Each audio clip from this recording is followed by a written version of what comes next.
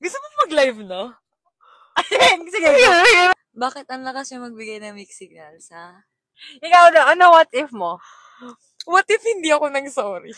So, today, we are going to talk about singleness. First, what is singleness ba? Is it something like a calling, a choice, or... What's the other one? Sige, skip na lang natin. Sige. Go. Yeah, it's a season, Is it a season? a choice, or a calling. Alright, what can you say about that? Yeah. I think it's more of for me, it's more of a choice at this point. How about you? Personally. Yeah, ikaw. personally, Yeah. it's more of a choice. Ikaw. Ako season. I would say, Season, mine is okay. a season. Mm. Kasi parang, since I've been single for more than a year, at first it was a choice. Mhm. It was a choice really. Like, of course, I need to heal from something. I've been cheated on twice. My last relationship, I got cheated on. So, it was right now, of course, nung una, choice ko munang maging single. Kasi, Yeah. whether there's someone trying to hit on me, trying to Mhm. shoot a shot. But this time, I think it's a season already. Because, Mhm. umabot ako sa point that I tried dating apps. Mhm. So, like, ano ba, parang may question ako nun, should I put myself out there and tell the people like, guys, I'm single, okay, so if you want to try, let's try. Ganun siya. Mhm. Alright. Sa'yo is a choice. Yeah, ako it's more of a choice kasi ayun, same more on dating apps nga. Recently. Recently, Mhm. more of dating apps. I mean, syempre may mga gusto namang makipagkita. Ako kasi more of dating. Okay. Dating. Parang ano lang, fling-flings, ganon.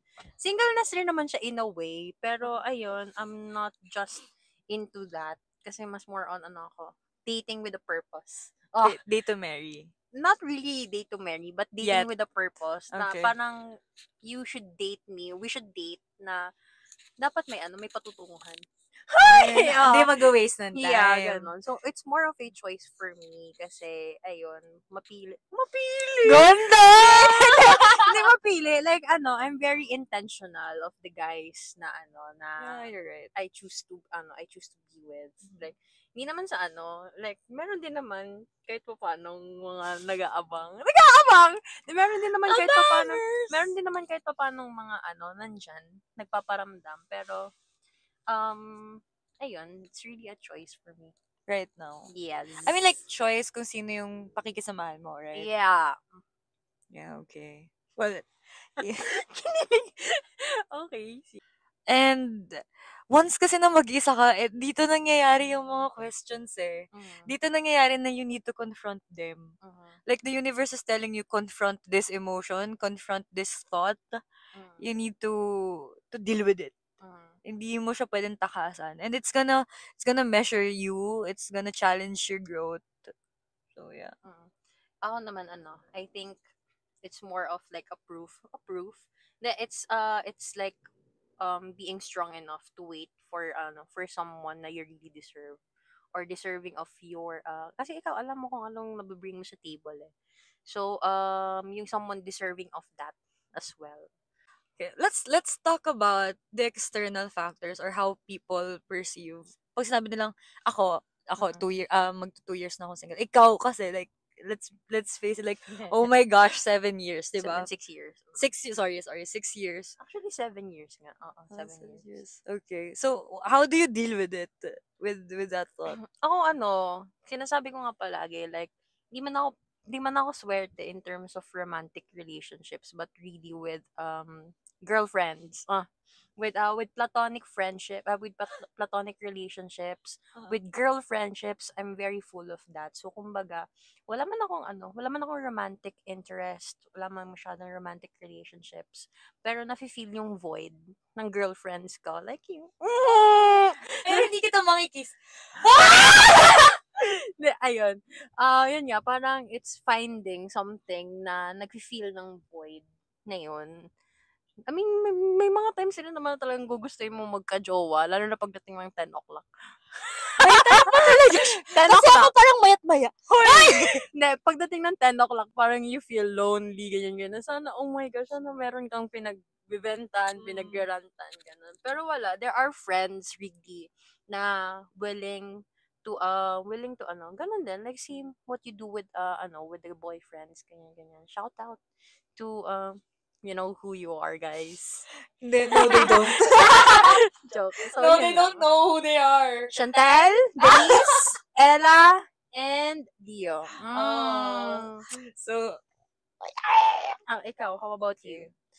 At this point, umabot kasi sa part na parang sinasabi nila, single ka pa rin, siguro hindi ka pa nakaka-move on. Very true yun, yeah. No, right? Parang, kung sino yung pinaka-last na magka-jowa in a relationship, I think yun yung sinasabi nilang hindi nakaka-move on. like parang, girl, wala pa rin? Ganun. What do you mean wala pa rin? Like, it's my season. Alam mo ba, napakadami nating hinihil. Hindi lang naman to sa relationship na trauma ako. Yeah. I to be honest, I have a lot of things to face really right now. Recently, Spill. Okay, this is, I am 30% charge now. Okay. So recently, I had this, sabi ko nga kanina, 'di ba? Parang I think I need to let myself, kasi kailangan din naman at some point mag-effort naman tayo. Mag-effort naman tayo na, "Oy girl, effort tayo sa slide," ganyan. So I entered the dating app. I haven't done it before. Like parang saglit lang, parang mga saglit-saglitan lang talaga. And then so I thought to myself, okay, let's try it. Let's meet people. Okay, fine, let's go meet people. So I had this one person that actually matagal ko na siyang kilala. And so I wanted to go out with someone, at least my familiarity, because I'm actually scared to go out with someone. Like, so, syempre, lalabas ka lang with someone you meet out of Bumble. Diba? Bang mamaya gripo. I mean, stranger. Yeah, so at least this person kasi we've like been interacting for quite some time. Strangers but not really. Yeah.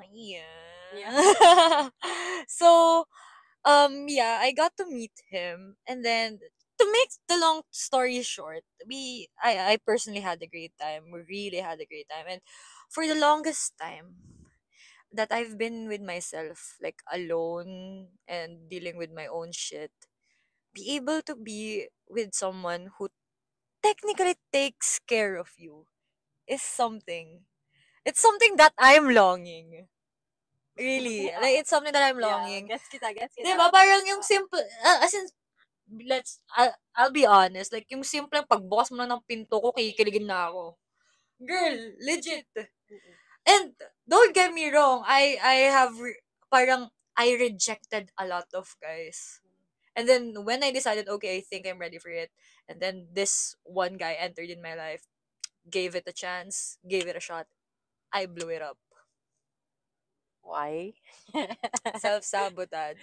I don't know if she's gonna watch this.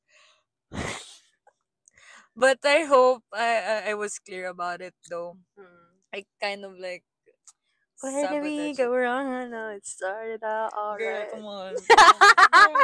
Okay, go. Sorry pa more. Sorry pa more.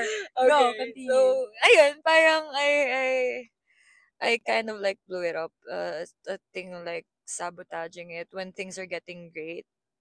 We were good, you know. We were. Pero I think, diba, most of the time, like, especially if you're coming out from a relationship na rocky, or hindi ganun kaganda, may tendencies ka talaga to self-sabotage.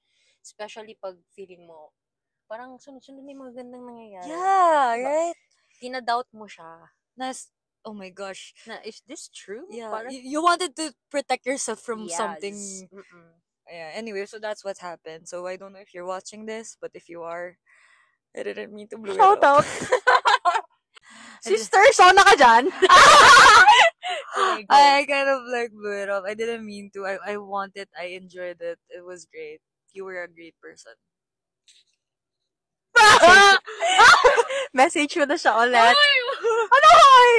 She's waiting. Okay.